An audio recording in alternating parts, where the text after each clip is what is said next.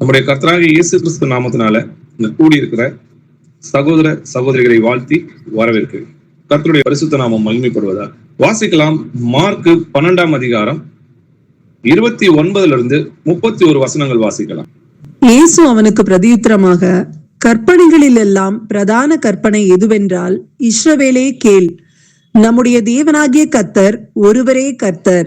உன் தேவனாகிய கர்த்தரிடத்தில் உன் முழு இருதயத்தோடும், உன் முழு ஆத்துமாவோடும், உன் முழு மனதோடும், உன் முழு பலத்தோடும் அன்பு கூறுவாயாக என்பதே பிரதான கற்பனை.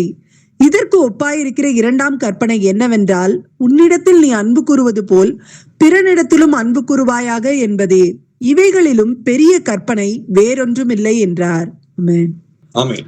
கற்பனைகளிலே பிரதான கற்பனை என்னவென்றால், இஸ்ரவேலே கேள், நம்முடைய தேவனாகிய கர்த்தர் ஒருவரே கர்த்தர். இதை யார் சொன்னதுன்னு பாத்தீங்கன்னா இயேசு கிறிஸ்து தான் சொல்றார். அதுதான் பிரதான கற்பனைன்றார். உன் தேவனாகிய கர்த்தரிடத்தில் உன் முழு இருதயத்தோடும், உன் முழு ஆத்மாவோடும், உன் முழு மனதோடும், உன் முழு பலத்தோடும் அன்பு கூறுவாயாக என்பதே பிரதான கற்பனை. ஆண்டவராகிய இயேசு கிறிஸ்துவின் கற்பனைகளை கை கொள்வதே அவரிடத்தில் அன்பு கூறுவதாம். அவருடைய கற்பனைகள் என்ன? பாரமானவைகள் அல்லன்னு சொல்லி எழுதிருக்கு. அப்போ அது இலகுவானதுன்றதை நம்ம பார்க்கிறோம்.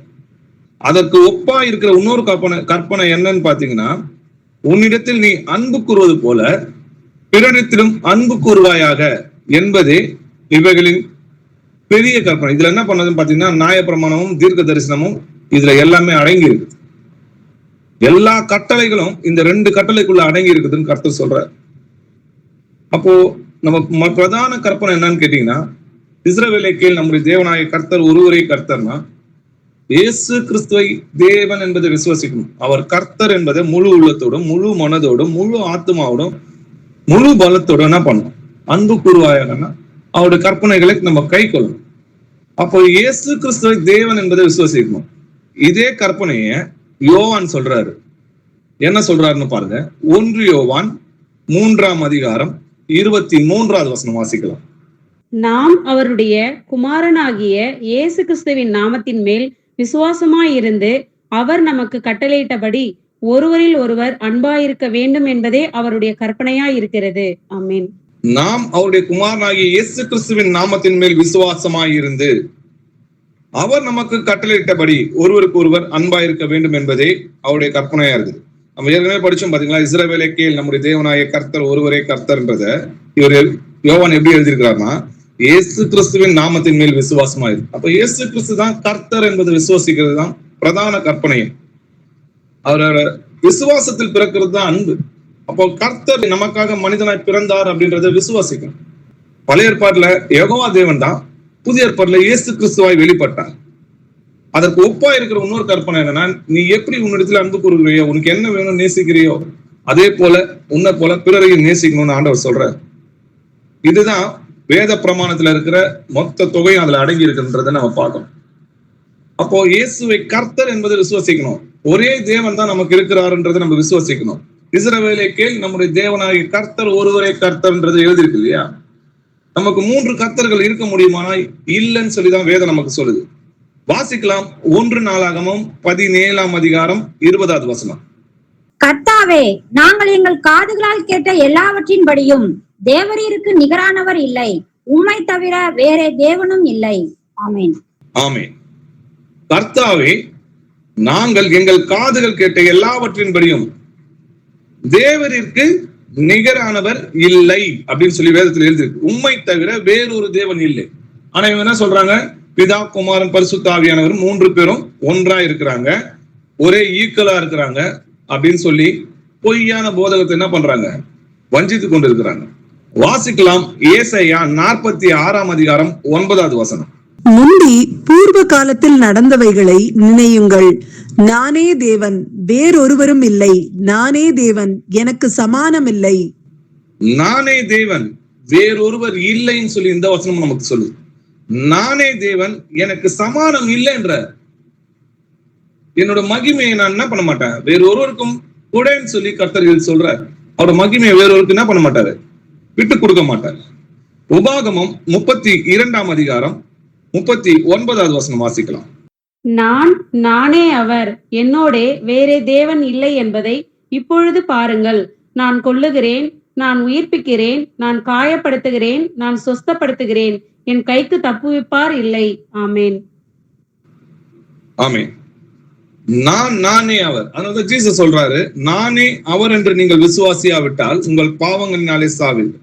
என்னோட வேற தேவன் இல்லை என்பதை இப்பொழுது பாருங்கள்னு சொல்றாரு. ஆனா இவங்க என்ன சொல்றாங்க, இல்ல, வலது பக்கத்துல அவர் ஒரு சிங்காசனத்துல உட்கார்ந்து இருக்கிறாரு குமாரன், இடது பக்கத்துல பரிசுத்த ஆவியானவர் இருக்கிறாரு, நடுவுல பிதா ஒருத்தர் இருக்கிறாருன்னு சொல்லி அநேக ஆத்துமாக்களை வஞ்சித்துக் கொண்டிருக்கிறாங்க. ஏசாயா 43:10 வாசிக்கலாம். நானே அவர் நீங்கள் உணர்ந்து என்னை அறிந்து விசுவாசிக்கும்படிக்கு நீங்களும் நான் தெரிந்து கொண்ட என் தாசனும் எனக்கு சாட்சிகளாய் இருக்கிறீர்கள் என்று கர்த்தர் சொல்லுகிறார். எனக்கு முன் ஏற்பட்ட தேவன் இல்லை, எனக்கு பின் இருப்பதும் இல்லை. ஆமென். நானே அவர் என்று, அதாவது இயேசு கிறிஸ்துவை கர்த்தர் என்று நீங்கள் உணர்ந்து என்னை அறிந்து விசுவாசிக்கும்படி இது என்ன பண்ணுது, எழுதப்பட்டதுன்னு சொல்லி எழுதி. எனக்கு முன் ஏற்பட்ட தேவனும் கிடையாது, எனக்கு பின் இருப்பதும் கிடையாது. ஏன்னா இவன் புதிய ஏற்பாடுல தான் புதுசா ஒரு கர்த்தர் வந்திருக்காரு, சின்ன கர்த்தர்னு சொல்லி எல்லாம் போதிக்கிற கல்லர்களை நம்ம கேட்டு பார்க்கிறோம். அப்போ எவ்வளவு அவமா போதனைய நம்ம கேட்கிறோம்னு பாத்தீங்கன்னா, வசனத்தை அவமாய் போதித்து வேறொரு கிறிஸ்துவையும் வேறொரு சுவிசேஷத்தையும் என்ன பண்றாங்க, இன்னைக்கு பிரசங்கித்து கொண்டு வராங்க. தேவன் மனிதனாய் பிறப்பார் என்பது தீர்க்க தரிசனம். நமக்கு ஒரு பாலகன் பிறந்தார், நமக்கு ஒரு குமாரன் கொடுக்கப்பட்டார், கர்த்தத்துவம் அவர் தோளில் மேல் இருக்கும், அவர் நாமம் அதிசயமானவர், ஆலோசனை கர்த்தா, வல்லமையுள்ள தேவன், நித்திய பிதான் எழுதி. அப்போ நித்திய பிதானா நமக்கு ஒரே பிதா தான் இருக்க முடியும் இல்லையா, இரண்டு அப்பா நம்மளுக்கு இருக்க முடியாது இல்லையா. அப்போ கற்புள்ள கன்னிகையாகி கிறிஸ்து என்னும் ஒரே புருஷனுக்கு நீங்கள் நியமிக்கப்பட்டிருக்கிறீங்கன்னு சொல்லி வேதத்துல எழுதியிருக்கு. அதே போல சங்கீதம் 68:4 தேவனை பாடி அவருடைய நாமத்தை கீர்த்தனை பண்ணுங்கள், வனாந்தரங்களிலே ஏறி வருவதற்கு வழியை ஆயத்தம் பண்ணுங்கள், அவருடைய நாமம் யெகோவா என்று எழுதியிருக்கு. அப்போ வனாந்தரங்கள்ல வழிகளை ஆயத்தம் பண்ணது யாருன்னு பாத்தீங்கன்னா யோவான் ஸ்நானன். அப்போ வந்தது யாருன்னு பாத்தீங்கன்னா நம்முடைய கர்த்தராகிய இயேசு கிறிஸ்து. அதை சங்கீதக்காரர் சொல்றாரு, அவருடைய நாமம் யெகோவான். அப்போ மோசே கிட்ட சொல்றாரு, நான் சர்வ வல்லமுள்ள கர்த்தர், என்னுடைய நாமம் யெகோவான்னு. அதே கர்த்தர் தான் யோவான் கிட்ட சொல்றாரு, நான் அல்பாவும் ஒமேகாவும் ஆதியும் அந்தமும் உள்ள சர்வ வல்லமையுள்ள நான் கர்த்தர்னு சொல்றார். அப்போ தேவன் மனிதனாக பிறந்தார் சொல்லி வசனம் தெளிவா எழுதி. தேவன் மாம்சத்தில் வெளிப்பட்டார், தேவ குமாரன் மாம்சத்தில் வெளிப்பட்டார்னு வேதத்துல எழுதல. அப்போ நமக்கு ஒரே தேவன் தான் மனிதனாக இறங்கி வந்தாருன்றதை நம்ம பார்க்கிறோம். சரி, அப்போ ஒரே கர்த்தரும் ஒரே விசுவாசமும் ஒரே ஞானஸ்தானமும் இருக்கு இல்லையா. நம்மளுக்கு ரெண்டு ஞானஸ்தானம் எல்லாம் கிடையாது. அது ஒரே ஞானஸ்தானம். என்னன்னா கர்த்தராகிய இயேசு கிறிஸ்துவின் நாமத்துல ஞானஸ்தானம் எடுக்கிறது பேர் தான் ஞானஸ்தானம். இல்ல நான் பிதா குமாரன் பரிசுத்த ஆவியின் நாமத்துல நான் எடுத்துறேன், அதனால நான் தேவனுடைய ராஜ்யத்துக்கு போவேனா அப்படின்னு கேட்டீங்கன்னா நிச்சயமா போக முடியாது. ஏன்னா வானத்திலும் பூமியிலும் அவருடைய நாமமே அல்லாமல் வேறொரு நாமம் ரட்சிக்கப்பட கட்டளையிடப்படலன்னு சொல்லி வேதத்துல எழுதிருக்கு. நம்ம அதை ஆராய்ஞ்சு பார்க்கலாம். அப்போ ஒரே கர்த்தரும் ஒரே விசுவாசமும் ஒரே ஞானஸ்தானமா இருந்துச்சுன்னா நம்ம என்ன பண்ணணும் வாசிக்கலாம். அப்போஸ்தலர் 2:38 வாசிக்கலாம். பேதுரு அவர்களை நோக்கி, நீங்கள் மனம் திரும்பி ஒவ்வொருவரும் பாவ மன்னிப்புக்கென்று இயேசு கிறிஸ்துவின் நாமத்தினாலே ஞானஸ்தானம் பெற்றுக் கொள்ளுங்கள், அப்பொழுது பரிசுத்த ஆவியின் வரத்தை பெறுவீர்கள். நீங்கள் மனம் திரும்பி ஒவ்வொருவரும் பாவ மன்னிப்புக்கென்று இயேசு கிறிஸ்துவின் நாமத்தினாலே ஞானஸ்தானம் பெற்றுக் கொள்ளுங்கள், அப்போதுதான் பரிசுத்த ஆவியினுடைய வரங்களை நீங்க பெற முடியும். அப்போ இயேசு கிறிஸ்து நாமத்துலதான் ஞானஸ்தானம் எடுக்கணும். அப்போ நீங்க கர்த்தர் இயேசுவை கர்த்தர் என்று விசுவாசிக்கிறீங்கன்னா அதை கிரியையினால நம்ம வெளிப்படுத்தணும் இல்லையா. அப்போ இயேசு கிறிஸ்து நாமத்துலதான் நம்ம ஞானஸ்தானம் எடுக்கணும். பிதா குமாரன் பரிசுத்த ஆவியின் நாமத்தினாலே சொல்லியிருக்கிறார்.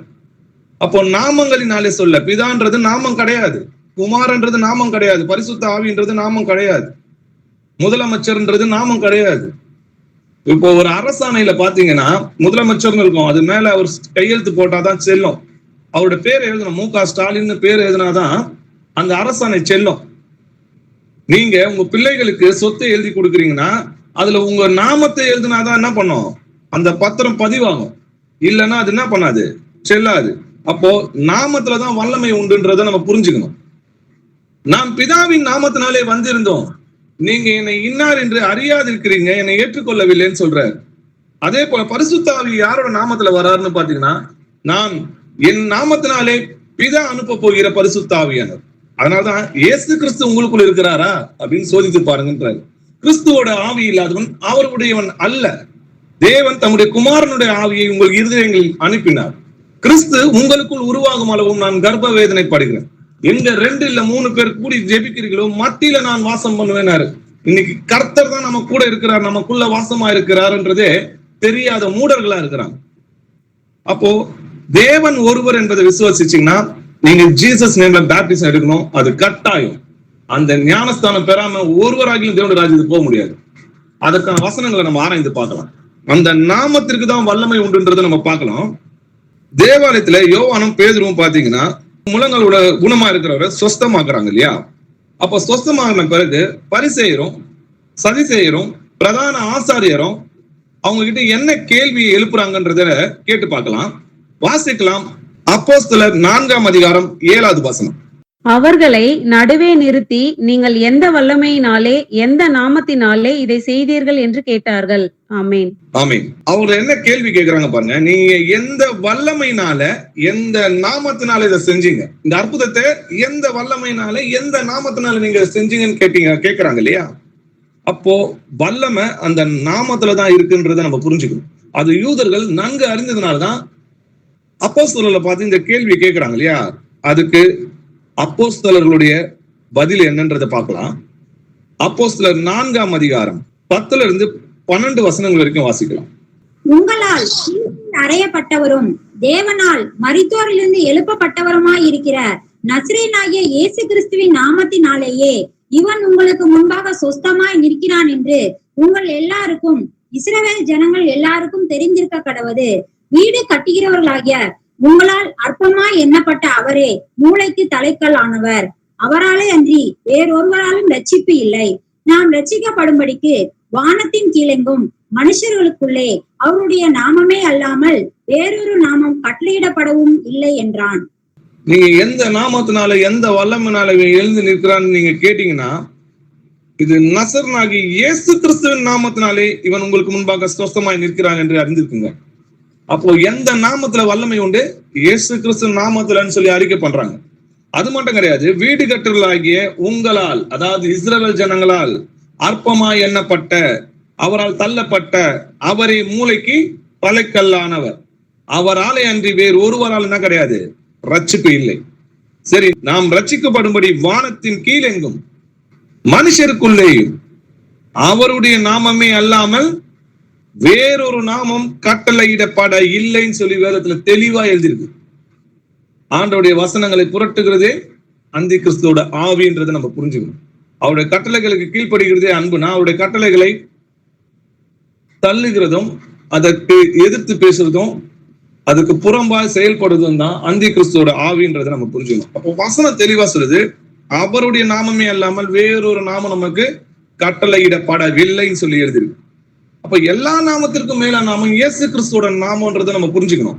அது பிதாவுடைய நாமத்தினால்தான் நான் வந்தேன்னு சொல்றாரு. அது பிதாவாகிய தேவனுடைய நாமம். அவர் தான் மனிதனாக இறங்கி வந்தார்.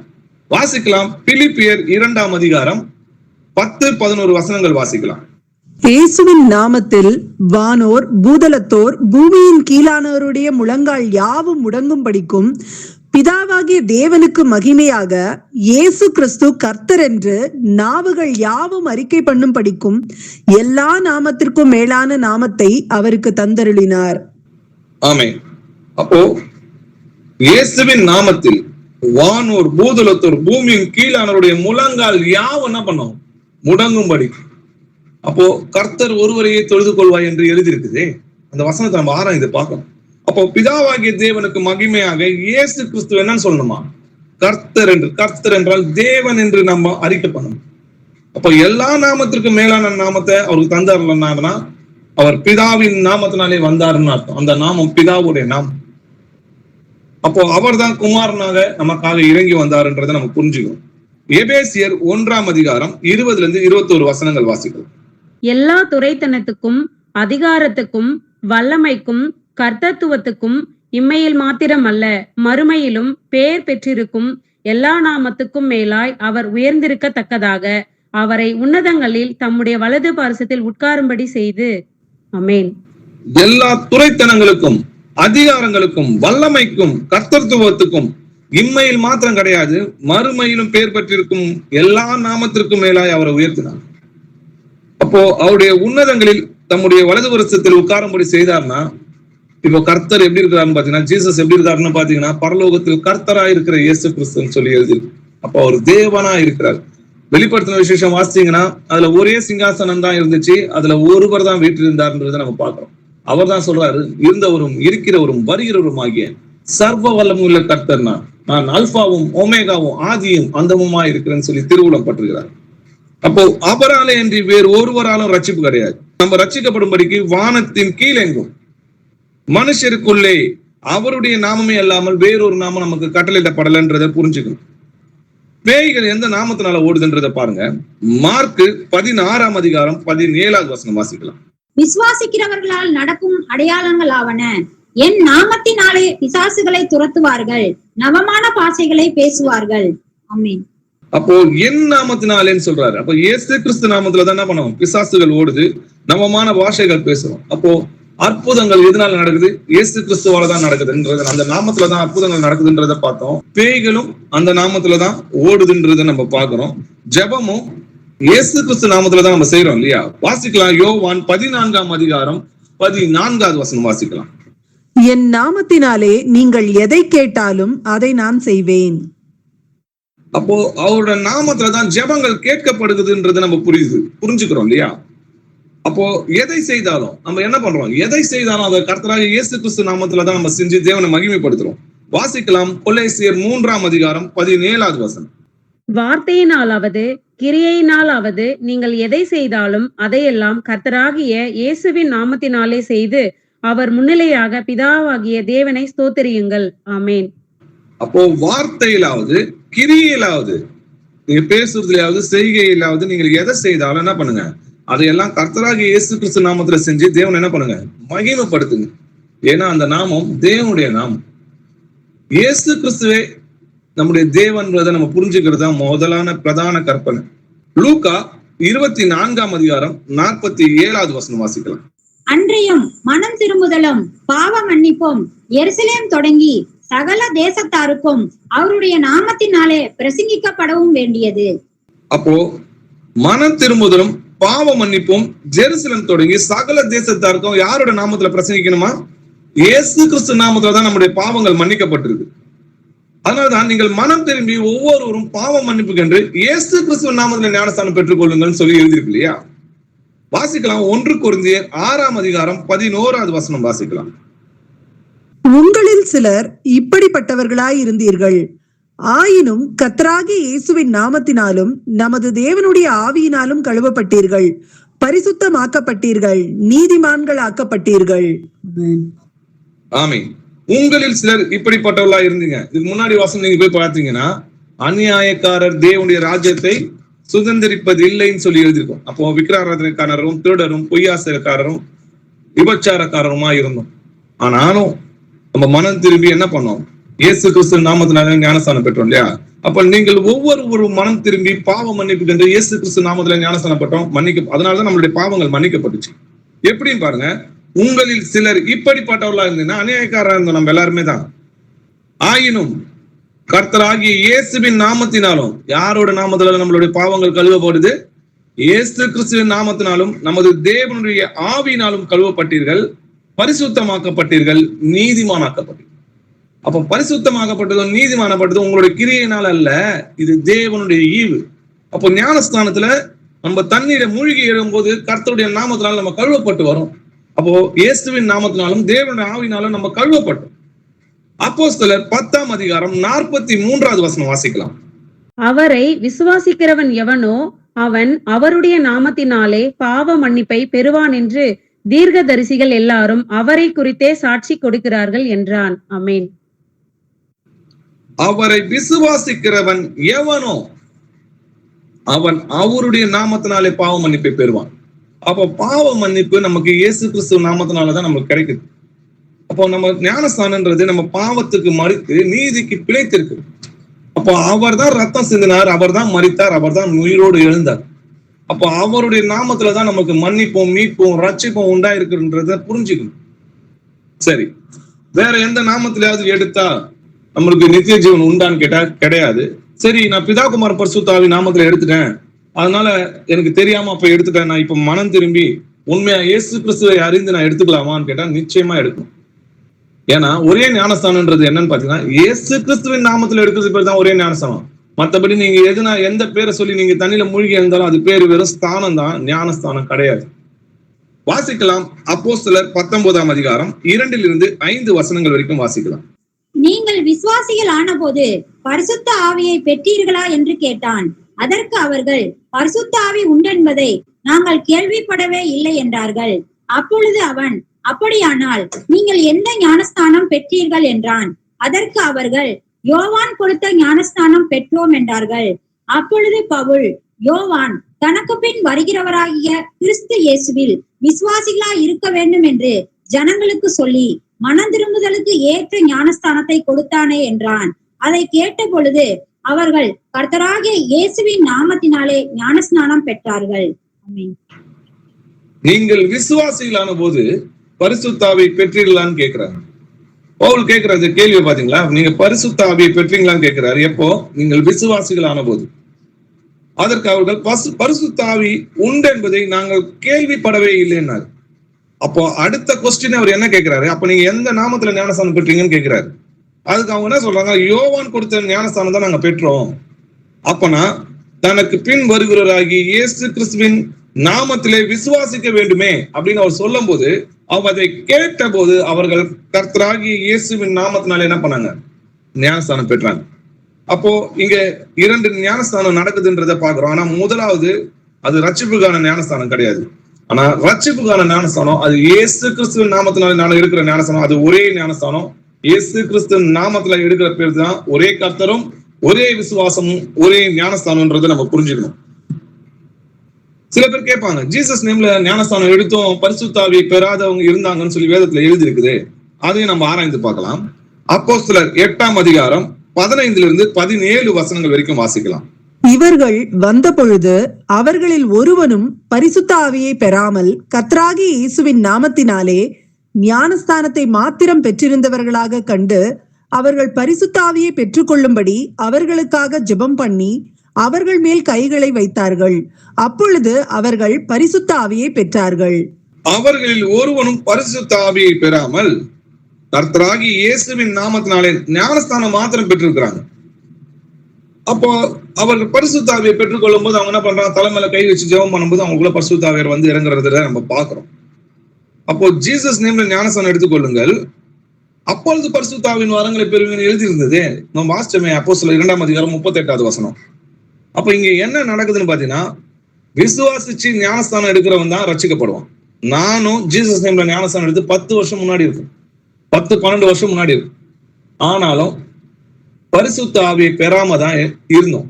ஏன்னா தேவனுடைய அன்பு என்னதுன்றும் அவர் நமக்காக செய்தத அந்த கிருபையையும் நம்ம என்ன பண்ணல, நான் ருசித்து பார்க்காம இந்த உலகத்துக்கு தான் அடிமையா இருக்கு. அப்போ வெறும் நான் தண்ணீரை தான் மூழ்கி எழுந்தனே தவிர கிறிஸ்துக்குள்ளாக நான் உலகத்துக்கு சிலுவையில் அறையப்படல, அவரோட நான் அடக்கம் செய்யப்படல, அவருடைய அன்பு என்னதுன்னு எனக்கு தெரியல, நான் புதிதாகவும் பிறக்கல. அப்போ விசுவாசம் இல்லாம அவரோட அன்பு என்னதுன்றது அறியாம அவர் அன்பை ருசி பார்க்காம வெறும் தண்ணியில மூழ்கி எழுந்தது. அதனால பரிசுத்த ஆவியை பெறவில்லை. ஆனா சத்தியத்தை அறிந்த போது அவருடைய அன்பை ருசி பார்க்கும் போது கர்த்தர் நமக்குள்ள திரும்பவும் கிரியை செய்யறார் இல்லையா? அப்போ பரிசுத்த ஆவி நமக்குள்ள எப்படி வராரு அப்படின்றத முதல்ல நம்ம ஆராய்ந்து பார்க்கணும். நமக்குள்ள பரிசுத்த ஆவியினர் எப்படி வராருன்றத பாருங்க. வாசிக்கலாம். எபேசியர் 1ஆம் அதிகாரம் 13வது வசனம் வாசிக்கலாம். நீங்களும் உங்கள் ரட்சிப்பின் சுவிசேஷமாகிய சத்திய வசனத்தை கேட்டு விசுவாசிகளான போது வாக்குத்தத்தம் பண்ணப்பட்ட பரிசுத்த ஆவியால் அவருக்குள் முத்திரை போடப்பட்டீர்கள். ஆமேன். நீங்களும் உங்கள் ரட்சிப்பின் சுவிசேஷம் சொல்லி எழுதிருக்கு. அப்படி சத்திய வசனத்தை கேட்டு விசுவாசிகளான போது வாக்குத்தத்தம் பண்ணப்பட்ட பரிசுத்த ஆவிக்குள் அவருக்குள் முத்திரை பண்ணப்பட்டீங்க. அப்போ பரிசுத்த ஆவியால் அவருக்குள் முத்திரை பண்ணப்பட்டீர்கள்னு சொல்லி எழுதிருக்கு. அதனாலதான் பவுலும் கேட்கிறாரு, நீங்கள் விசுவாசிகளான போது பரிசுத்த ஆவியை பெற்றீங்களா? அப்போ விசுவாசத்தினாலதான் பரிசுத்த ஆவியை நம்ம பெற முடியும். அப்போ அந்த விசுவாசம் நமக்கு இல்லைன்னா பரிசுத்த ஆவியை பெற முடியாது. அதனாலதான் முதல் கற்பனையே இஸ்ரவேலை கேள், நம்முடைய தேவனாகிய கர்த்தரை முழு உள்ளத்தோடும் முழு ஆத்மாவோடும் முழு மனதோடும் என்ன பண்ணும், முழு பலத்தோடும் அன்பு கூறுவாய. அப்போ விசுவாசத்தில் பிறக்குதே அன்பு. அந்த அன்பு நம்மளால கூற முடியலன்னா, அவர்கிட்ட அந்த அன்பை நம்மளால செலுத்த முடியலன்னா தேவன் நம்ம கூட இருக்க மாட்டார். அப்போ கர்த்தர் நமக்குள்ள இருக்கிறாரா? அதான் பவுல் சொல்றாரு, இயேசு கிறிஸ்து உங்களுக்குள்ள இருக்கிறாரா சோதித்தறிஞ்சு பாருங்க. வெறும் ஞானஸ்தானம் பெற்றால் மட்டும் நீங்க தேவனுடைய ராஜ்யத்துக்கு போக முடியாது. இயேசு கிறிஸ்து உங்களுக்குள்ள இருந்தா மட்டும்தான் நீங்க தேவனுடைய ராஜ்யத்துக்கு போக முடியும். நீங்கள் கிறிஸ்தவர்களா இருக்கிறதுனால தேவனுடைய ராஜ்யத்துக்கு போக முடியாது. நீங்கள் கிறிஸ்துவின் உடையவர்களா இருந்தா மட்டும்தான் தேவனுடைய ராஜ்யத்துக்கு போக முடியும். அப்போ ரட்சிப்பின் சுவிசேஷத்தை கேட்டு விசுவாசிகளான போது வாக்குத்தத்தம் பண்ணப்பட்ட பரிசுத்த ஆவியால் முத்திரை பண்ணப்பட்டோம். அப்போ ஆவி இல்லாத சரீரம் செத்ததா இருக்குது போல கிரியை இல்லாத விசுவாசம் எப்படி இருக்கும், செத்ததா இருக்கு. அப்ப நான் விசுவாசிக்கிறேன், எனக்குள்ள பரிசுத்த ஆவி வந்துட்டாருன்னா அப்ப நான் என்ன பண்ணணும், நீங்கள் மனம் திரும்பி ஒவ்வொருவரும் பாவ மன்னிப்பு என்று இயேசு கிறிஸ்துவின் நாமத்தினாலே ஞானஸ்தானம் பெற்றுக் கொடுங்கள். அப்பொழுதுதான் பரிசுத்த ஆவியின் வரம் உங்களுக்கு கிடைக்கும். அப்போ விசுவாசம் தான் நமக்கு முக்கியன்றதை நம்ம புரிஞ்சுக்கணும். வாசிக்கலாம், மார்க் 16ஆம் அதிகாரம் 16வது வசனம் வாசிக்கலாம். விசுவாசம் உள்ளவனாகி ஞானஸ்நானம் பெற்றவன் ரட்சிக்கப்படுவான், விசுவாசியாதவனோ ஆக்கினைக்குள்ளாக தீர்க்கப்படுவான். ஆமென். அப்போ விசுவாசம் உள்ளவனாகி ஞானஸ்தானம் பெற்றவன் தான் என்ன பண்ணுவான், ரட்சிக்கப்படுவான். இன்னைக்கு நம்ம ஜீசஸ் நேம்ல ஞானஸ்தானம் எடுத்துட்டோம் அப்படின்றத நிறைய பிள்ளைங்க நம்ம இன்னைக்கு நிறைய பேர் எடுத்துட்டோம் இல்லையா? ஆனா விசுவாசம் உள்ளவனாகி நம்ம எடுத்தோமா, இயேசு கிறிஸ்து நமக்குள் வாழ்கிறாரா அப்படின்றத யோசிச்சு நம்மை நிதானிச்சு பாருங்க. அப்போ ஞானஸ்தானத்துல என்ன நடக்குது? ஞானஸ்தானம்ன்றது முக்கியம். இன்னைக்கு அநேக தண்ணியில ஞானஸ்தானம் எடுக்கக்கூடாது, ஞானஸ்தானம் அப்படி கிடையாது இப்படி கிடையாதுன்னு சொல்லிட்டு ரட்சிப்பின் வழி என்ன பண்றாங்க, இடையூறு செய்து கொண்டு வருகிறாங்க. ஒருவன் ஜலத்தினாலும் ஆவினாலும் பிறவாவிட்டால் தேவனுடைய ராஜ்யத்தில் பிரவேசிக்க மாட்டான் என்று மெய்யாகவே நான் சொல்லுகிறேன்னு சொல்லி கர்த்தர் சொல்றாரு. ஆனா இவங்க என்ன சொல்றாங்க, ஞானஸ்தானம் எடுக்க தேவையில்லை, அது எந்த நாமத்துல எடுத்தாலும் நம்ம போயிடலாம், இதெல்லாம் வேற யாரும் கிடையாது, பிசாஸ். இப்படிப்பட்ட உபதேசங்களை கொண்டு வரவங்க உங்க வீட்டுல சேர்க்க கூடாதுன்னு சொல்லி வேதத்துல எழுதிருக்கு. வாசிக்கலாம், யோவான் 6ஆம் அதிகாரம் 53, 54 வசனங்கள் வாசிக்கலாம். அதற்கு இயேசு அவர்களை நோக்கி, நீங்கள் மனுஷகுமாரனுடைய மாம்சத்தை புசியாமலும் அவருடைய இரத்தத்தை பானம் பண்ணாமலும் இருந்தால் உங்களுக்குள்ளே ஜீவன் இல்லை என்று மெய்யாகவே உங்களுக்கு சொல்லுகிறேன். என் மாம்சத்தை புசித்து என் இரத்தத்தை பானம் பண்ணுகிறவனுக்கு நித்திய ஜீவன் உண்டு, நான் அவனை கடைசி நாளில் எழுப்புவேன். நீங்கள் மனுஷகுமாரனுடைய மாம்சத்தை புசியாமலும் அவருடைய ரத்தத்தை பானம் பண்ணாமலும் இருந்தால் உங்களுக்குள்ள ஜீவன் கிடையாதுன்றாரு. என் மாம்சத்தை புசித்து என் ரத்தத்தை பானம் பண்ணுகிறவனுக்கு நித்திய ஜீவன் உண்டு. அன்னைக்கு இருந்த சகோதரர்களுக்கு என்ன பண்ணல, இந்த வசனத்தோட அர்த்தம் புரியாம இடறி போயிட்டாங்க இல்லையா? ஆனா அவருடைய மாம்சன்றது தேவ வசனம். மனுஷன் அப்பத்தினால மாத்திரம் கிடையாது, தேவனுடைய வாயிலிருந்து புறப்படுகிற ஒவ்வொரு வார்த்தையிலும் பிழைப்பான். அப்போ அவருடைய மாம்சம்ன்றது தேவனுடைய வசனத்தையும், அவருடைய ரத்தம்ன்றது அவருடைய நம்ம செய்யற உடன்படிக்கைன்றதை நம்ம பார்க்கிறோம். இது அநேகருக்காக சிந்தப்படுகிற என் உடன்படிக்கைக்கான என்னுடைய ரத்தமா இருக்குதுன்னு சொல்றாரு. அப்போ இயேசு கிறிஸ்துடைய மாம்சத்தை புசித்தனா தேவனுடைய வார்த்தை இயேசு கிறிஸ்து வசனத்தை ஏற்றுக்கொண்டு விசுவாசிச்சு ஞானஸ்தானம் பெறதை தான் சொல்றாரு. அப்படி இல்லைன்னா நீங்க தேவனுடைய ராஜ்யத்துக்கு போக முடியாது. ஏன்னா ஞானஸ்தானன்றது உடன்படிக்கை. நீங்க சும்மா தண்ணியில முழுகிட்டு வருதுன்னு நினைக்காதீங்க. இன்னைக்கு அநேகருக்கு ஞானஸ்தானம்னா என்னன்னு தெரிய மாட்டேங்குது. என்னன்னு தெரியாம தான் ஞானஸ்தானம் எடுக்கிறாங்க. ஞானஸ்தானன்றது தேவனுடைய நாம் செய்யற உடன்படிக்கை. வாசிக்கலாம், 1 பேதுரு 3ஆம் அதிகாரம் 21வது வசனம் வாசிக்கலாம். அதற்கு ஒப்பனையான ஞானஸ்நானமானது மாம்ச அழுக்கை நீக்குதலாயிராமல் தேவனை பற்றும் நல் மனசாட்சியின் உடன்படிக்கையாய் இருந்து இப்பொழுது நம்மையும் இயேசு கிறிஸ்துவனுடைய உயிர்த்தெழுதலினால் ரட்சிக்கிறது. ஆமென். ஞானஸ்தானமானது மாம்ச அழுக்கை நீக்கிறதாக இல்லாம நீங்க தண்ணியில மூழ்கிட்டு வந்து குளிச்சுட்டு வந்து நினைக்காதீங்க. அது தேவனை பற்றும் நல் மனசாட்சியின் உடன்படிக்கை. நமக்காக ஜீவனை கொடுத்த கர்த்தருக்காக நான் மரண பரியந்தம் உண்மையா இருப்பேன், அவருடைய கற்பனைகளை கை கொள்வேன், அவருக்காக என் ஜீவனையும் கொடுப்பேன் செய்வேன் அப்படின்றத நம்ம கிறிஸ்துவோடைய கர்த்தருடைய செய்யற உடன்படிக்கை. இன்னைக்கு எத்தனை பேர் அந்த உடன்படிக்கை மீறி தம் இருதயம் என்ன சொல்லுதோ அதன்படி நடந்திருக்கிறீங்கன்னு யோசிச்சு பாருங்க. அப்போ ஞானஸ்தானன்றது உடன்படிக்கை. அவருடைய வசனத்தையும் விசுவாசிச்சு நம்ம ஞானஸ்தானம் எடுக்கணும். அப்படி எடுக்கலாம் நம்ம தேவனுடைய ராஜ்யத்துக்கு போக முடியாது. 1 கொரிந்தியர் 15ஆம் அதிகாரம் 29வது வசனம் வாசிக்கலாம். மேலும் மரித்தோர் உயிர்த்தெழாவிட்டால் மரித்தவர்களுக்காக ஞானஸ்தானம் பெறுகிறவர்கள் என்ன செய்வார்கள்? மரித்தவர்களுக்காக ஏன் ஞானஸ்தானம் பெறுகிறார்கள்? ஆமென். மேலும் மரித்தோர் உயிர்த்தெழாவிட்டால் மரித்தவர்களுக்காக ஞானஸ்தானம் பெறுகிறவர்கள் என்ன செய்வாங்க? அப்போ மரித்தவருக்காக ஏன் ஞானஸ்தானம் பெறுகிறாங்க? இப்போ மரித்தவங்கன்னா நம்ம ஏற்கனவே அக்கிரமங்களிலும் பாவங்களிலும் மரித்திருந்தோம். அப்போ நம்ம மனம் திரும்பி என்ன பண்றோம்? இயேசு கிறிஸ்துவின் நாமத்தினால ஞானஸ்தானம் இருக்கும்போது நம்ம அக்கிரமங்களிலும் பாவங்களிலும் மரித்திருந்த நம்மை உயிர்ப்பித்தார்னு சொல்லி எழுதிருக்கு. ஏன்னா ஞானஸ்தானத்துல என்ன நடக்குதுன்றது முதல்ல தெரிஞ்சுங்க. ஞானஸ்தானத்துல அவரோட கூட நம்ம என்ன பண்ணப்பட்டோம்? அடக்கம் பண்ணப்பட்டோம். இந்த உலகத்துக்கு சிலுவையில் அறையப்பட்டு நாம என்ன பண்ணோம்? தண்ணியில முழுகிறோம் பாத்தீங்களா? அப்ப அவரோட நம்ம என்ன பண்ணோம்? அடக்கம் பண்ணப்பட்டோம். வாசிக்கலாம். கொலேசியர் 2ஆம் அதிகாரம் 12வது வசனம் வாசிக்கலாம். ஞான ஸ்நானத்திலே அவரோடு கூட அடக்கம் பண்ணப்பட்டவர்களாகவும் அதிலே அவரை மரித்தோரிலிருந்து எழுப்பின தேவனுடைய செயலின் மேலுள்ள விசுவாசத்தினாலே அவரோடு கூட எழுந்தவர்களாகவும் இருக்கிறீர்கள். அப்போ ஞானஸ்தானத்திலே அவரோட கூட நம்ம என்ன பண்ணப்பட்டோம்? உலகத்துக்கு சிலுவையில் அறையப்பட்டு அடக்கம் பண்ணப்பட்டோம். அப்போ மரித்தோர்ந்து எழுந்தாரு, தேவன் எழுந்தார் என்ற அந்த விசுவாசத்தினாலே அவரோட கூட நம்மளும் என்ன பண்ணிருக்கோம்? அவரோட எழுந்திருக்கோம். அதனால அவரோட நீங்கள் மரித்தோர்களானால் அவரோட எழுந்தும் இருக்கிறீர்கள் சொல்லி வசனம் எழுதியிருக்கு. வாசிக்கலாம். ரோமர் 6ஆம் அதிகாரம் 3-6 வசனங்கள் வாசிக்கலாம். கிறிஸ்து இயேசுவுக்குள்ளாக ஞானஸ்நானம் பெற்ற நாம் அனைவரும் அவருடைய மரணத்திற்குள்ளாக ஞானஸ்நானம் பெற்றதை அறியாமல் இருக்கிறீர்களா?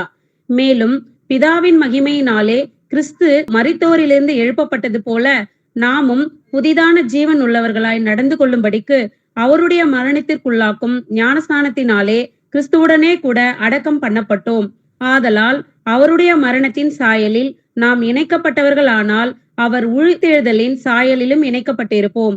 நாம் இனி பாவத்துக்கு ஊழியம் செய்யாதபடிக்கு பாவ சரீரம் ஒழிந்து போகும் பொருட்டாக நம்முடைய பழைய மனுஷன் அவரோட கூட சிலுவையில் அறையப்பட்டதென்று அறிந்திருக்கிறோம். ஆமேன்.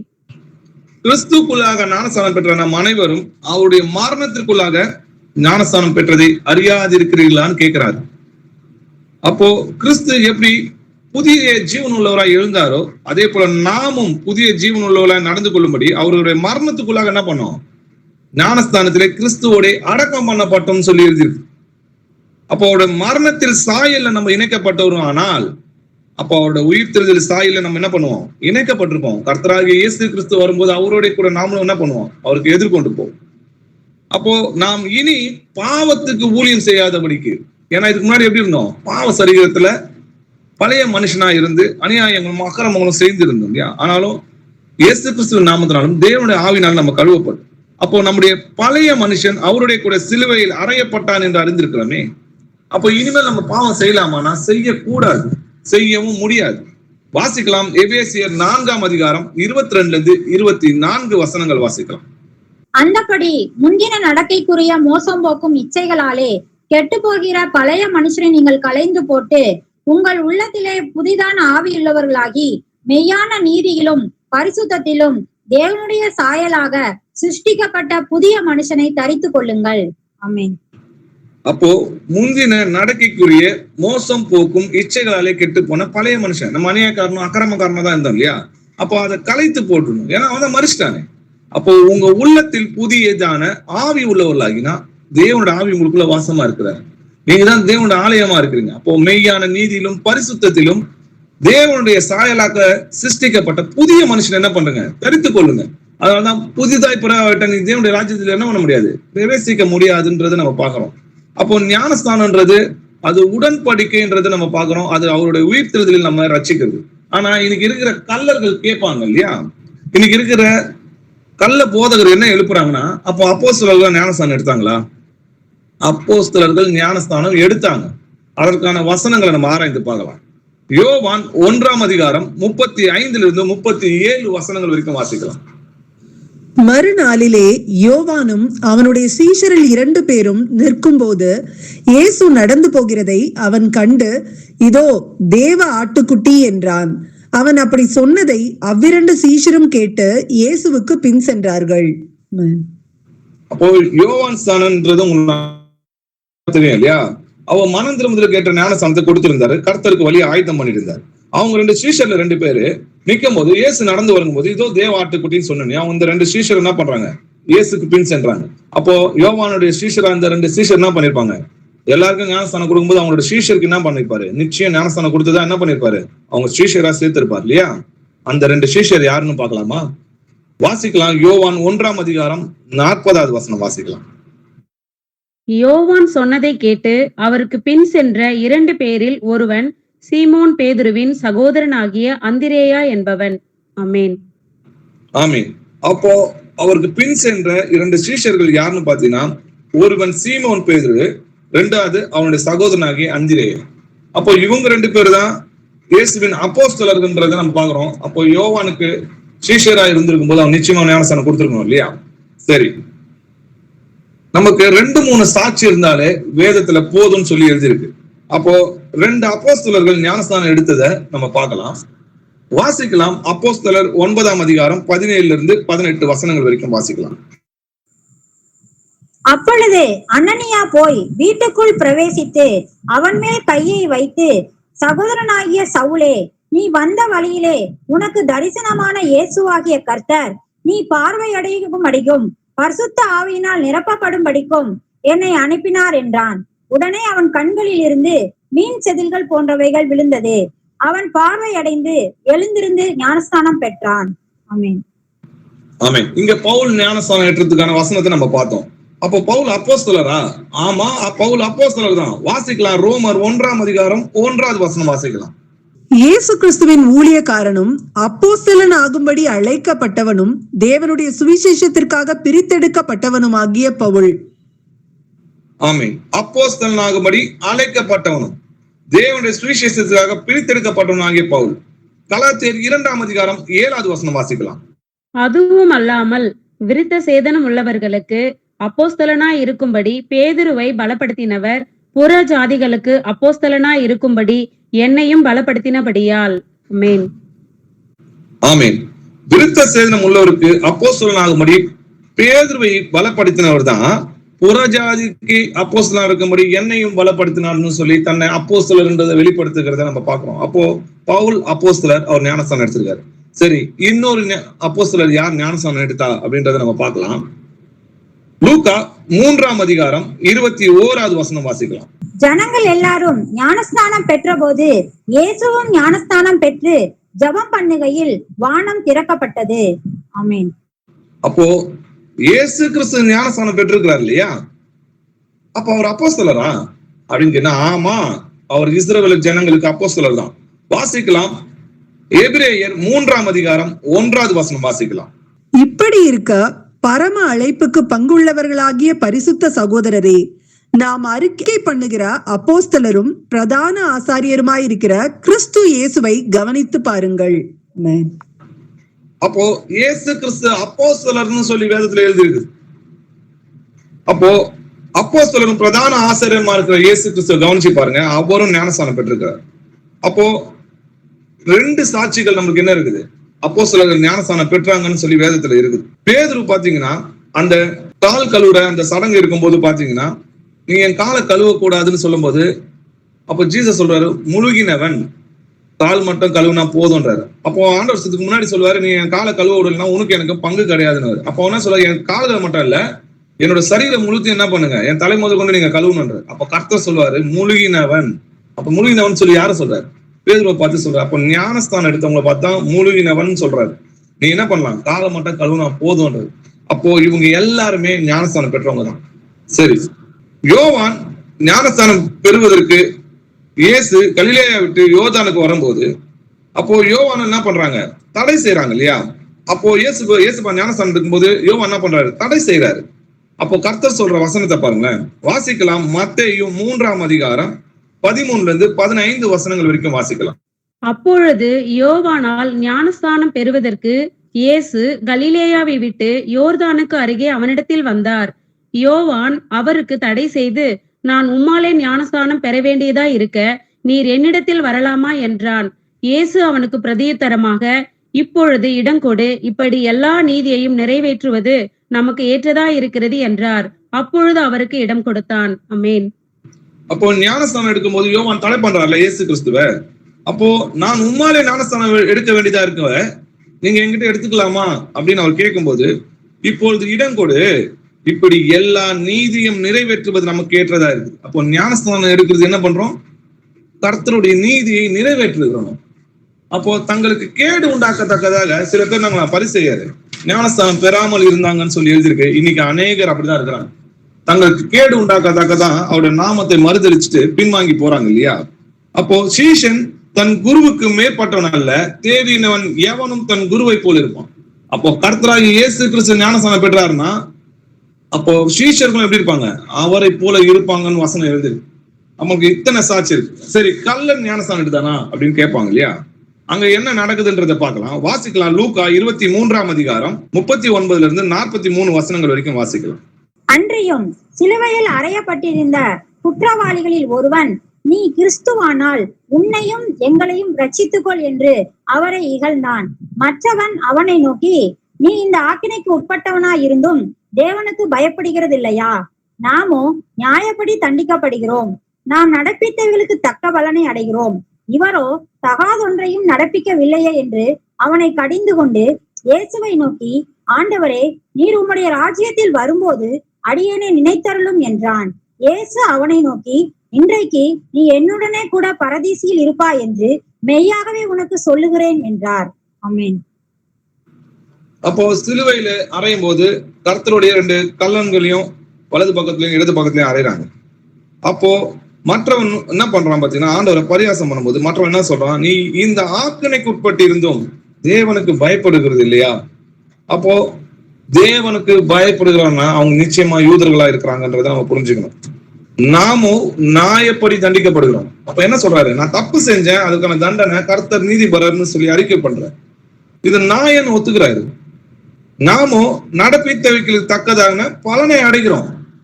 இவரும் தகாத ஒன்று நடப்பிக்கலையே, அப்ப இவர் பரிசுத்தராச்சேன்னு சொல்லி அவனை கடிந்து கொள்றாரு. தன்னை பாவின்னு அறிக்கை செய்யறாரு. இயேசுவை கர்த்தரன் பரிசுத்தர்னு சொல்லி அறிக்கை செய்யறாரு.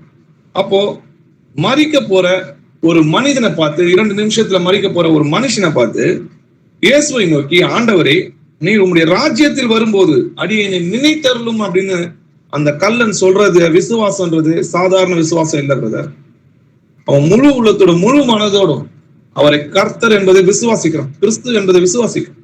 அப்ப யூதர்களுக்கு கிறிஸ்துவை அறிந்திருப்பாங்க இல்லையா? அப்போ அவர் மரித்தாலும் உயிரோடு எழுப்ப வல்லவராய் இருக்கிறார் என்று நம்பிதான் இந்த வசனத்தை அவர் சொல்றார். அதற்கு நம்முடைய கர்த்தர் சொல்ற பதில பாருங்க. இயேசு அவனை நோக்கி, இன்றைக்கு நீ என்னுடைய பரதேசில் இருப்பாய் என்று மெய்யாகவே உங்களுக்கு சொல்கிறேன். அப்போ அவன் தன்னை பாவின்னு அறிக்கை பண்றான், இயேசுவை பரிசுத்தர்னு சொல்லி அறிக்கை பண்றான். அதுக்கப்புறம் இயேசு கிறிஸ்துவ மெசியா என்று விசுவாசிச்சு உங்களுடைய ராஜ்யத்துல அடியனை நினைத்தருளும்னு சொல்ற.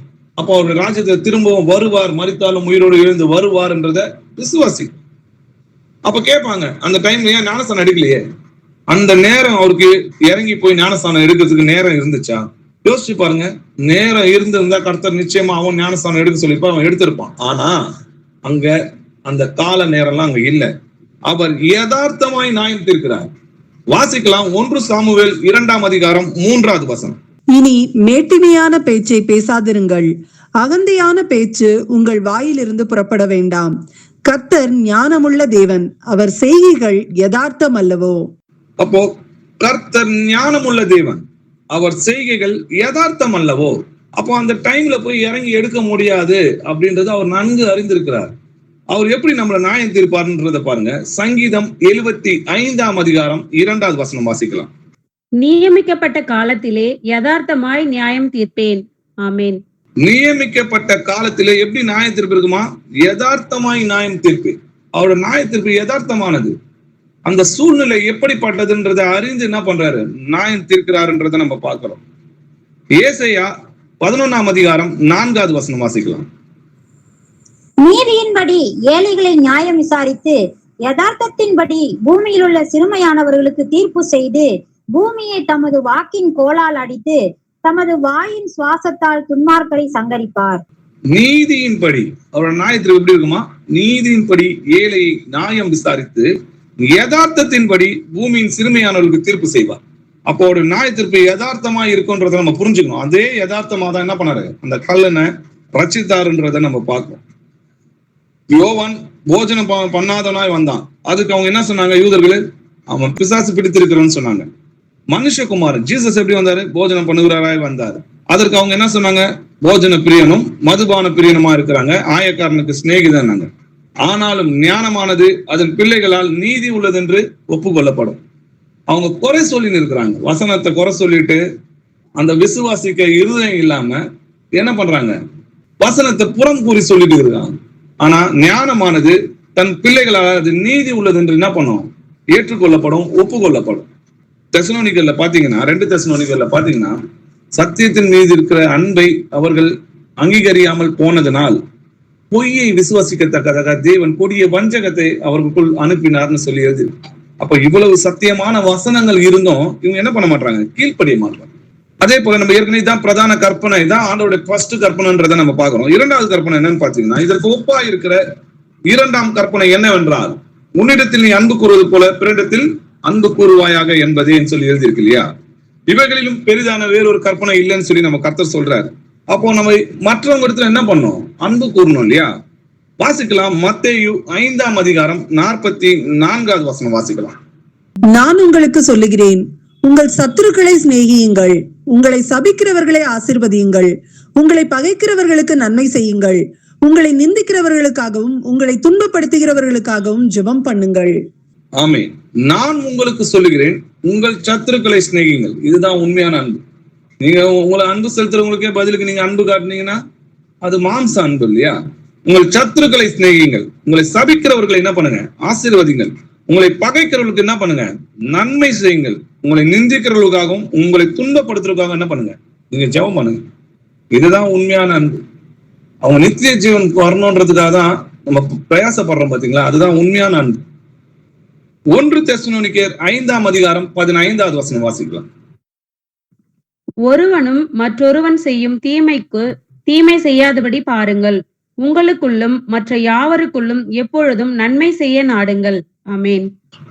ஒருவனும் மற்றவன் செய்யும் தீமைக்கு என்ன பண்ணக்கூடாது? தீமை செய்யாதபடி பாருங்கள். உங்களுக்குள்ளும் மற்ற யாவருக்குள்ளும் எப்படி இருக்கணுமா? எப்பொழுதும் நன்மை செய்ய நாடுங்கள். வசனம் சொல்லுது, எப்பொழுதும் என்ன பண்ணுமா? நன்மை செய்ய நாடணும். உங்கள் அன்பு மாயமற்றதா இருப்பதாக தீமையை வெறுத்து நன்மையை பற்றி கொண்டுங்க. நம்ம அன்பு செலுத்துறோம் பாத்தீங்களா? அது மாயமற்றதா இருக்கும். உங்களுக்கு தெரியுமா, நம்முடைய இருதயங்களை கர்த்தர் ஆராய்ந்து பார்ப்பார். அப்போ வெறுமைனா வார்த்தையினால பிரைஸ் லார்ட் சொல்லிட்டு இருதயத்துல முணுமுணுக்குறதோ, இல்ல அவங்களை பற்றி புறம் கூறுதோ, இல்ல சகோதரருக்கு சகோதரர் விரோதமா கலகம் பண்றதோ, இதெல்லாம் பிசாசினால் உண்டாயிருக்குதுன்றத புரிஞ்சுங்க. உங்கள் அன்பு மாயமற்றதா இருக்குதா அப்படின்றத சிந்திச்சு பாருங்க. தீமையை வெறுத்து நன்மையை பற்றி கொண்டிருங்க. 1 கொரிந்தியர் 4ஆம் அதிகாரம் 14வது வசனம் வாசிக்கலாம். உங்கள் காரியங்கள் எல்லாம் அன்போடு செய்யப்பட கடவது. ஆமென். ஆமென். உங்கள் காரியங்கள் எல்லாம் அன்போடு செய்யப்பட கடவது. எதை செய்தாலும் மனப்பூர்வமா நம்முடைய கர்த்தராகிய இயேசு கிறிஸ்துவுக்காக அதை செய்யணும். ஆண்டவர் கட்டளை இட்டாரு, அதனால செய்யணும்ன்றதை விட மனப்பூர்வமா அன்போடு செய்யுங்க, அதை சந்தோஷத்தோடு செய்யுங்க. மனுஷர் உங்களுக்கு எப்படி செய்ய வேண்டும் என்று விரும்புகிறீர்களோ அப்படியே நீங்களும் அவர்களுக்கு செய்யுங்க. உங்களுக்கு என்ன வேணும்? எனக்கு இதை சாப்பிட்டா எனக்கு பிடிக்கும், இந்த ட்ரெஸ் போட்டா எனக்கு பிடிக்கும், எனக்கு இதெல்லாம் நான் விரும்புறேன். முக்கியமா நம்ம நித்திய ஜீவனுக்கு போவோன்றதை விரும்புறோம் இல்லையா? இப்போ அதே என்ன பண்ணோம்? அவங்களும் நித்திய ஜீவனுக்குள்ள கொண்டு செல்லணும் அப்படின்றத நம்ம என்ன பண்ணணும்? செய்யணும். இதுதான் உண்மையான அன்பு. ஒருவர் பாரத்தை ஒருவர் சுமந்து கிறிஸ்துவின் பிரமாணத்தை நிறைவேற்றுங்கள்னு சொல்லி எழுதிருக்கு. அப்போ ஒருவர் பலவீனமா இருக்கும்போது நம்ம என்ன பண்ணணும்? அன்பு கூர்ந்து அவங்களை எப்படியாவது தேவனுடைய ராஜ்யத்துக்கு கொண்டு போறதுக்காக சில என்ன பண்ணோம்? அவர்களுக்கு எப்படியாச்சும் நம்ம மாறி சத்தியத்தை சொல்லி சத்தியத்துக்குள்ள அவங்களை கொண்டு போகணும். பவுல் சொல்றா இல்லையா, நான் கிரேக்கருக்கு கிரேக்கராகவும் யூதருக்கு யூதராகவும் மாறினேன். எப்படியாவது அவங்கள தேவனுடைய ராஜ்யத்தை அறிவிக்கிறதுக்காக, சுவிசேஷத்தை அறிவிக்கிறதுக்கு, அவங்கள ராஜ்யத்தில் பங்கு கொள்றதுக்கு. அதே போல நம்ம சுற்றி இருக்கிற சகோதர சகோதரிகளும் தேவனுடைய ராஜ்யத்தில் பங்கு கொள்றதுக்கு, அவர்களுக்கு எல்லாருக்கும் எல்லாமாய் நம்ம என்ன பண்ணோம்? எப்படியாவது சத்தியத்தை அவங்களுக்கு போதிச்சு அவங்களுக்குள்ள கொண்டு வரணும், சத்தியத்துக்குள்ள கொண்டு வரணும். நன்மை செய்யவும் தான தர்மம் பண்ணவும் மறவாதிருங்கள். வாசிக்கலாம். எபிரேயர் 13ஆம் அதிகாரம் 16வது வசனம் வாசிக்கலாம்.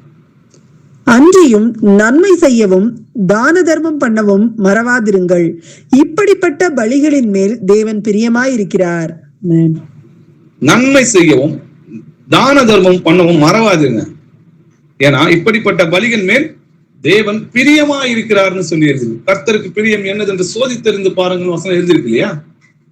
மனுஷனே, நன்மை என்னதென்று அவர் உனக்கு அறிவித்திருக்கிறார். நியாயம் செய்து இரக்கத்தை சிநேகித்து உன் தேவனுக்கு முன்பாக மனத்தாழ்மையாய் நடப்பதே அல்லாமல் வேற என்னத்தை கர்த்தர் நம்ம இடத்துல கேட்கிறார். அப்போ நன்மை என்னதென்று நம்மளுக்கு அறிவித்திருக்கிறார் இல்லையா? அப்போ இரக்கம் செய்யுங்க, நியாயம் செய்யுங்க. அப்போ இரக்கத்தை சிநேகித்துன்னு சொல்லி எழுதியிருக்கு. அப்படி செஞ்சுட்டு கர்த்தர் கொடுத்தார், கர்த்தருக்கு கர்த்தர் கொடுத்தோம். அப்போ கர்த்தர் தான் அந்த எண்ணத்தையும் விருப்பத்தையும் நமக்குள்ள உண்டாக்குறார். நம்ம கர்த்தருடைய செய்கையா இருக்கும் அப்படின்னு சொல்லி தேவனுடைய நாமத்தை மகிமைப்படுத்த நம்ம ஏற்கனவே வாசிச்சோம் இல்லையா?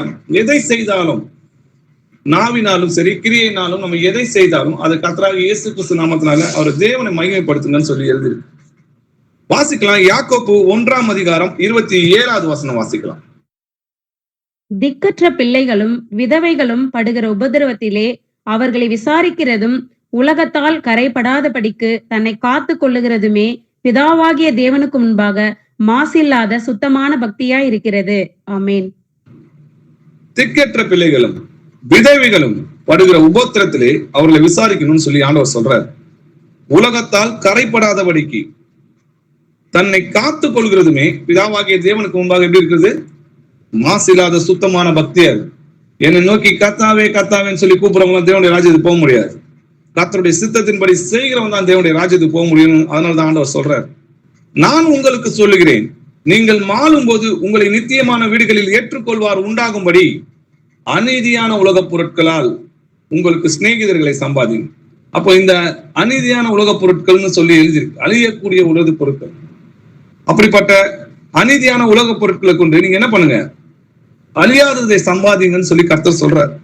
கர்த்தருக்கு ஊழியம் செய்யுங்கள், அசதியாயிராமல் ஜாக்கிரதையாயிருங்கள், ஆவியிலே அனலாயிருங்கள், கர்த்தருக்கு ஊழியம் செய்யுங்கள் எழுதிருக்கு.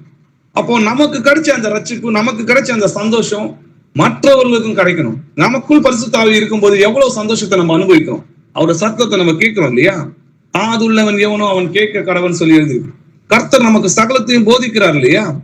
அப்போ அதே போல நம்முடைய சகோதரனும் கிறிஸ்து அவங்களுக்குள்ள உருவாகணும், அவங்களும் ரட்சிக்கப்படணும்ன்றது நம்ம பிரயாசம் பண்ணணும். பவுல் சொல்றத பாருங்க, கிறிஸ்து உங்களுக்குள் உருவாகும் அளவு நான் கர்ப்ப வேதனை படுகிறேன்றார். அதே வேதனையை நம்ம படணும். நம்ம சகோதரன் இன்னும் ரட்சிக்கப்படாம இருக்கிறாங்களே, இன்னும் இந்த உலகத்துக்கும் சிற்றின்பங்களுக்கும் அடிமையாகி நரகத்தை நோக்கி போகிறாங்களே அப்படின்னு சொல்லி நம்ம பிரயாசம் பண்ணணும். அவங்களுக்காக ஜெபம் பண்ணணும், அவங்களுக்கு சுவிசேஷம் அறிவிக்கணும், எப்படியாவது அவங்களை நித்திய ஜீவனுக்கு கொண்டு போகணும்.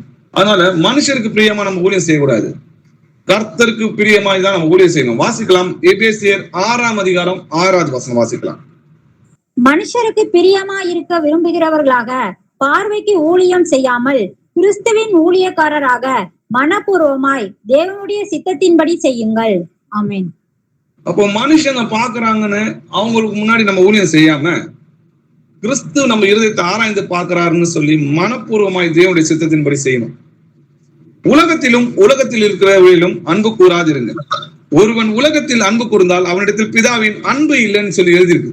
ஏனெனில் மாம்சத்தின் இச்சையும் கண்களின் இச்சையும் ஜீவனத்தின் பெருமையாகிய உலகத்தில் உள்ளவைகள் எல்லாம் பிதாவினால் உண்டானது அல்ல, அவைகள் உலகத்தினால் உண்டானவைகள்னு சொன்னா அது பிசாசினால் உண்டாயிருக்குது. அதனால்தான் ஜீசஸ் என்ன சொல்றான்? உலகத்தின் சகல மகிமையும் அவனுக்கு காட்டி, ஆண்டவருக்கு காட்டி, இயேசுபாக்கு காட்டி என்ன சொல்றான்? நீ சாஷ்டாந்தமா விழுந்து வணங்கினா இது எல்லாத்தையும் நான் உங்களுக்கு கொடுக்குறேன், ஏன்னா இது என்கிட்ட ஒப்பு கொடுக்கப்பட்டது. இன்னைக்கு நிறைய பேர் அவனை வணங்குறதுனால தான் இன்னைக்கு எப்படி இருக்காங்க? இந்த உலகத்துக்கு அடிமையா இருக்கிறாங்க. அவனும் அவங்க கேட்கறதெல்லாம் கொடுக்குறான் இல்லையா? ஆனா அதோட முடிவு மரணம். நம்மளால 2 எஜமானுக்கு ஊழியம் செய்ய முடியாது. 2 எஜமானுக்கு ஊழியம் செய்ய ஒருவனாலும் கூடாது. ஒருவனை பகைத்து மற்றவனை சிநேகிப்பான், அல்லது ஒருவனை பற்றி கொண்டு மற்றவனை அசட்டை பண்ணுவான். அப்போ தேவனுக்கும் உலக பொருட்களும் நம்மளால என்ன பண்ண முடியாது? ஊழியம் செய்ய உங்களால் கூடாதுன்னு சொல்லி எழுதி. ரோமர் 12:2 வசனம் வாசிக்கலாம். நீங்கள் இந்த பிரபஞ்சத்திற்கு ஒத்த வேஷம் தெரியாமல் தேவனுடைய நன்மையும் பிரியமும் பரிபூரணமுமான சித்தம் இன்னதென்று பகுத்தறியத்தக்கதாக உங்கள் மனம் புதிதாகிறதுனாலே மறுரூபமாகுங்கள். நீங்கள் இந்த பிரபஞ்சத்திற்கு ஒத்த வேஷம் தெரியாமல், இன்னைக்கு உலகத்தார் எப்படி சுற்றி திரிகிறாங்க? இந்த உலகத்துக்கு அடிமையாகாம தேவனுடைய நன்மையும், தேவனுடைய நன்மை அது பிரியமும் பரிசுத்தமான சித்தம் என்னதென்று வேதத்தை ஆராய்ச்சி பாருங்க.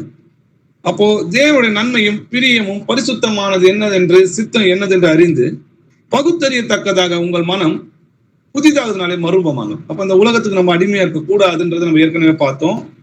கர்த்தருக்கு பிரியமா ஊழியம் செய்யணும்னு பார்த்தோம். தானம் தர்மம் பண்ணணும், இதெல்லாம் கர்த்தருக்கு பிரியம். அப்போ நம்மை போல பிறரை நேசிக்கிறோம். அப்போ நான் அவங்களுக்கு சுவிசேஷத்தை சொல்லி சத்தியத்தை கொண்டு வந்து அவங்களுக்கு தேவனுடைய ஆவி அவங்களுக்குள்ள வர வச்சு அவங்களை தேவனுடைய ராஜ்யத்துக்கு கொண்டு போறோம் பாத்தீங்களா, அதை காட்டிலும் பெரிய அன்பு நம்ம யாருக்கிட்டையும் செலுத்திட முடியாது.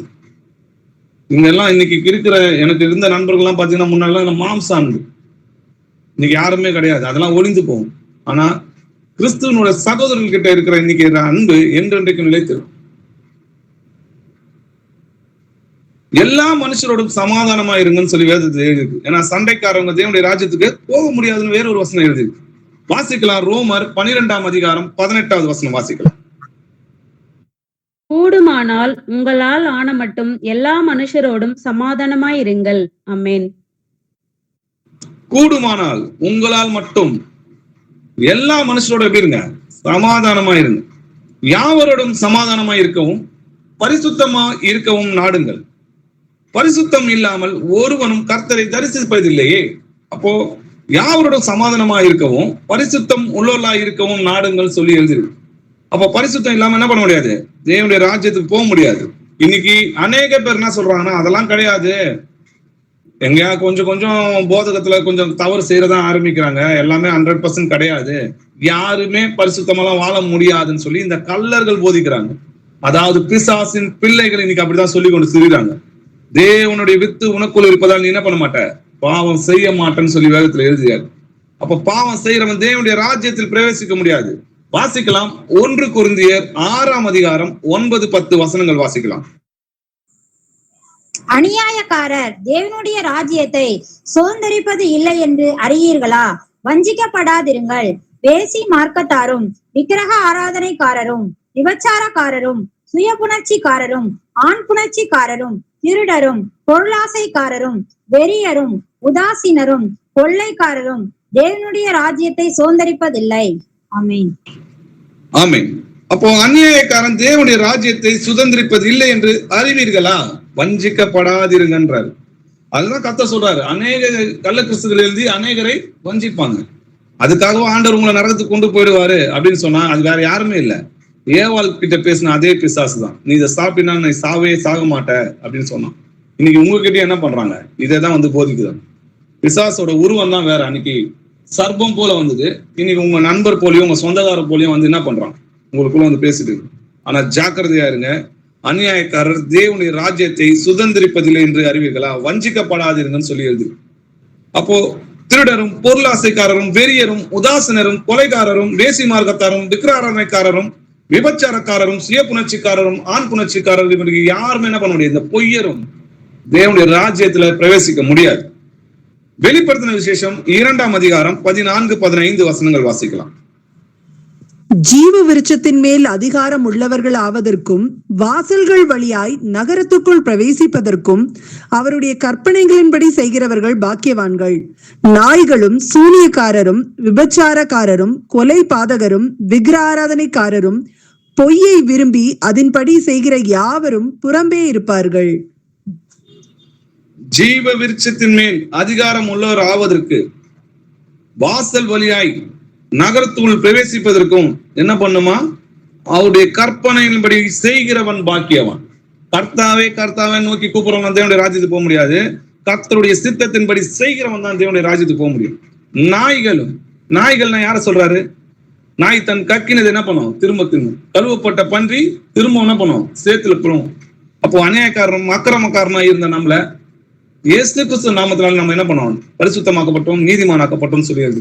திரும்பவும் இந்த உலகத்துக்கு அடிமையாகி ஆண்டவரை மறுதளிச்சுட்டு போனவங்களை அதை பத்தி தான் நாய்கள்னு சொல்லி வேதத்துல எழுதியிருக்கு.